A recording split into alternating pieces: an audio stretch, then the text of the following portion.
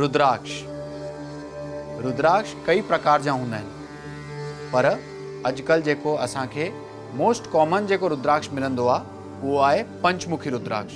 चवंदा आहिनि कि रुद्राक्ष जेको आहे सभिनीनि खां शुद्ध ऐं पवित्र आहे। रुद्राक्ष पाइण सां आध्यात्म जे साण तव्हांजे शरीर जे लाइ बि सुठो आहे। तव्हांजो शरीर में ब्लड प्रेशर हमेशह सुठो रहंदो। चवंदा आहिनि जेको बि माण्हू रुद्राक्ष पाईंदो आहे हुनखे गंभीर बीमारियुनि सां बि लड़ण जी ताक़त मिलंदी आहे। त जॾहिं बि तव्हां रुद्राक्ष पाइण जी सोचो, तव्हांखे यादि रखिणो आहे कि माला जेका हुजे उहा 27 दाणा घटि में घटि हुन में हुजनि, तॾहिं ई उहो पाइणो आहे। तव्हांखे जॾहिं बि रुद्राक्ष धारण करणो हुजे, स्नान करे शुद्ध थी करे ओम नमः शिवाय जो जाप करे, शिव भगवान जो नालो खणी करे ऐं ध्यान करे पोइ ई रुद्राक्ष धारण करणो आहे।